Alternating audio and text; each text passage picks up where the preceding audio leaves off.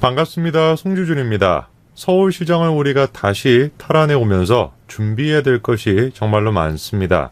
1년 남짓 되는 짧은 기간의 서울시장 직책이기 때문에 이 기간 동안 정말 바쁘게 우리가 움직여서 다음을 또 준비를 해야 되는데요.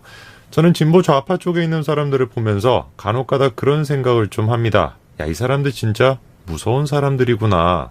여러분 생각을 해보십시오. 진보 좌파가 보수 정권 당시에 어떤 식으로 정권을 획득하기 위해 가지고 준비해 왔는지 그 과정을 한번 생각을 해보십시오. 이 사람들 일단 기본적으로 교육을 차지를 했습니다. 교육에 계속해 가지고 에너지와 시간을 투자를 해가지고 학생들에게, 젊은 학생들에게 진보 좌파적인 이데올로기를 넣어왔죠. 그뿐만이 아닙니다. 연예인들을 동원해가지고 총동원을 해가지고 사실상 많은 국민들한테 진보 좌파적인 이데올로기를 또 심어왔습니다. 저 사람들은 그렇게 아주 치밀하게 하나하나씩 진보 좌파적인 색깔을 집어넣어왔고 그 결과가 현재 우리가 맞닥뜨리고 있는 문재인 정권입니다. 지금의 우리가 유튜브 이런 것이 있기 때문에 보수적인 어떤 목소리도 많은 사람들한테 알려줄 수 있는 거 아닙니까? 그런데 불과 몇 년 전까지만 하더라도 사실 문재인 정권 초반만 하더라도 이 유튜브라는 것 자체가 그렇게 활성화가 되어 있지 않았습니다. 수많은 국민들이 진보 좌파적인 언론과 미디어에 정말 취약하게 노출되어 있었고 그거를 저 사람들은 정말 또 잘 이용했었죠. 그리고 이런 식의 진보 좌파적인 생태계를 만들었던 사람은 박전시장이었습니다. 한번 생각을 해보십시오. 우파 연예인들이 존재하지 않는 이유가 뭐겠습니까? 우파적인 목소리를 얘기하면은 매장을 당하는 거예요. 프로그램이 잘리는 것이고 생계가 유지하기가 어려워지는 것입니다. 자연스럽게 그래서 우파적인 목소리가 안 나오는 것이죠. 그런데 진보 좌파 쪽에 있는 사람들은 마음껏 낼 수 있지 않습니까? 그런 생각이 없어도 그런 목소리를 냅니다. 왜? 그래야지 또 프로그램이 생기고 잘 나갈 수가 있으니까. 이런 식의 진보 좌파적인 생태계를 만들었던 사람이 박 전 시장입니다.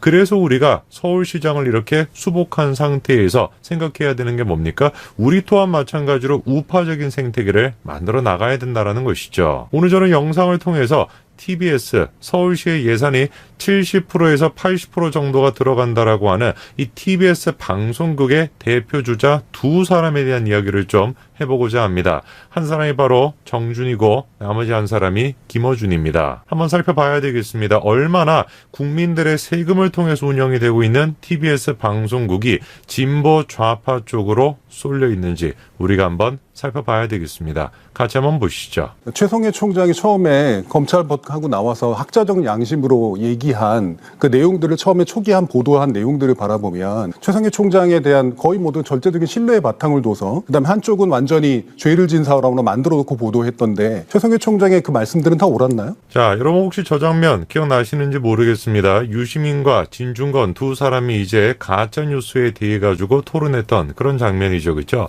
특히나 핵심적인 주제 같은 경우는 조국 사태에 대한 유시민의 알릴레오의 가짜뉴스였습니다. 그런데 그거에 대해서 지금 정준이가 어떤 식으로 옹호를 하고 있는 것이에요.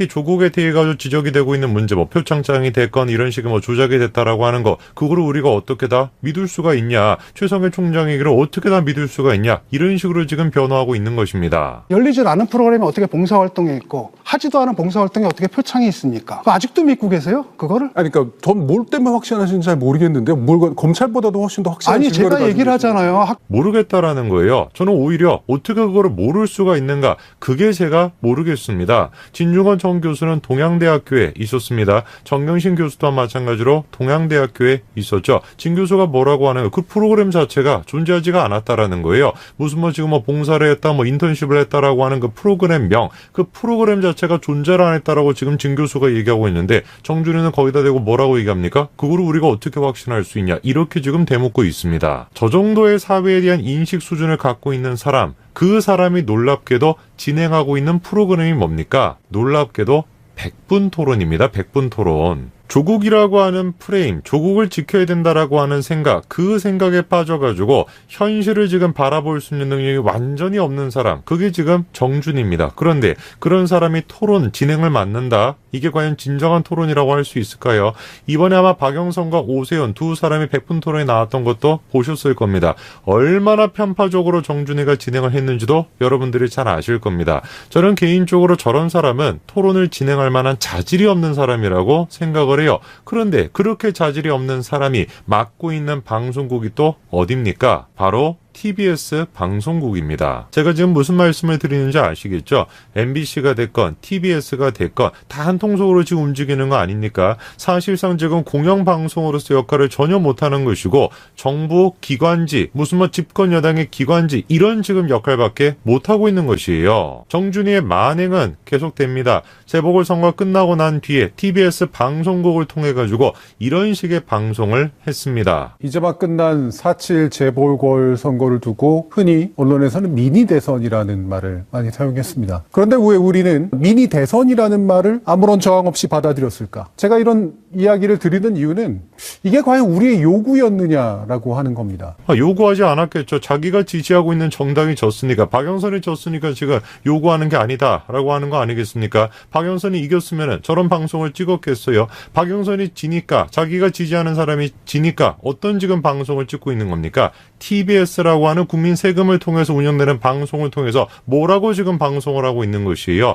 재보궐선거 자체의 의미를 지금 폄하시키는 그런 식의 지금 방송을 내보내고 있는 겁니다. 대한민국에는 어떤 국민도 서울시장 선거가 미니 대선이다라고 하는 생각에 거부감을 느끼지 않습니다. 모두가 다 그렇게 생각해요. 왜? 그만큼 서울이라고 하는 것이 상징적인 존재인 것이고 서울시장이 바로 대권 후보로 나간다라는 거, 그거는 사실상 기정사실화가 돼 있는 것이다 보니까 어느 국민도 그거에 대해 가지고 거부감을 느끼지 않습니다. 정준이만 지금 거부감을 느끼는 것이요. 왜? 자기가 응원하는 사람이 졌으니까. 저렇게 편향이 돼 있는 사람이 지금 TBS 방송을 꿰차고 있습니다. 그리고 TBS 방송을 꿰차고 있는 대표적인 주자 김어준은 우리가 또 얘기를 안 할 수가 없지 않습니까? 오늘 제가 방송을 통해 가지고 김어준 씨의 출연료에 대한 이야기를 좀 해보고자 하는데요. 아마 영상을 보시는 분들도 많이 궁금했을 겁니다. 이 국민 세금을 통해 가지고 운영되는 방송국이라고 하는데 김어준한테 얼마나 돈이 가는가 굉장히 궁금하셨죠? 이거에 대해 가지고 국감에서 한번 다뤄진 적이 있습니다. 2020년 10월에 김어준의 출연료가 논란이 된 적이 있는데요.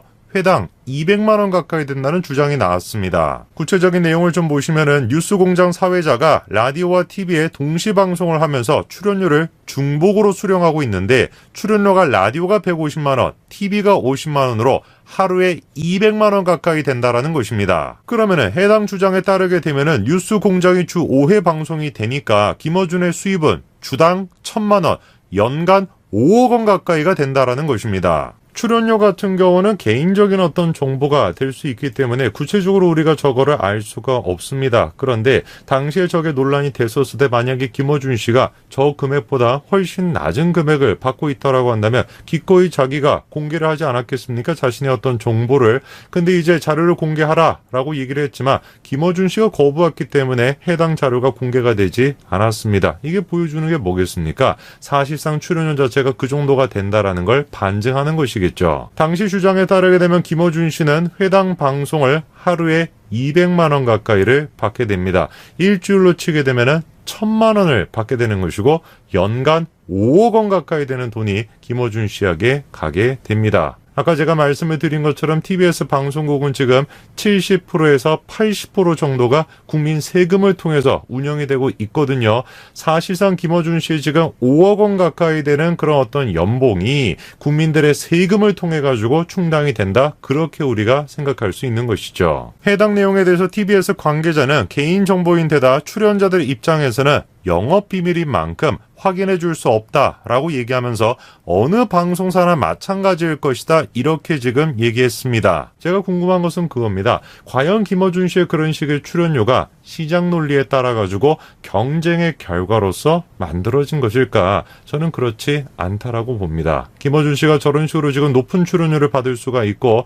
김어준 씨가 됐건 정준희가 됐건 함량 미달인 사람이 지금 계속해가지고 국민들의 세금을 축낼 수 있는 거, 그 가장 근본적인 이유는 박 전 시장이 이런 식의 생태계를 만들어놨기 때문에 그런 것입니다. 수십 년의 시간이 걸렸습니다. 저들은 수십 년 동안 차근차근 한 단계씩 해가지고 저런 식의 좌파적인 생태계를 만들어놨습니다. 우리가 지금 서울시장 선거를 이기고 난 뒤에 1년 정도의 시간밖에 없습니다. 짧은 시간입니다. 이 시간이라고 할지라도 영상을 보시는 분들이나 저 또한 계속해가지고 관심을 가져가지고 이 부분에 대해서 이슈를 만들어내야 됩니다. 우리 또한 마찬가지로 생태계를 구축을 해야 돼요. 우리 또한 마찬가지로 우파적인 생각을 가지고 있는 연예인들이 자신의 소신을 기꺼이 밝힐 수 있는 그런 식의 생태계를 만들어내야 되는 것입니다. 조금씩 변화의 바람은 분명히 불고 있습니다. 제가 제 채널을 통해서도 우파적인 어떤 소신 발언을 하시는 분들, 그분들을 계속해가지고 소개시켜드리지 않습니까? 분명히 지금 문재인 정권 하에서도 조금씩 변화가 생기고 있습니다. 이 기세를 몰아가지고 박 전 시장이 수십 년에 걸쳐가지고 진보적인 생태계를 만든 것처럼 우리 또한 마찬가지로 우파적인 생태계를 만들어내야 될 것입니다. 저는 바로 거기에 내년 대선과 지방선거의 성공을 위한 지름길이 있을 것이다 라고 생각합니다. 오늘까지 말씀드리겠습니다. 감사합니다.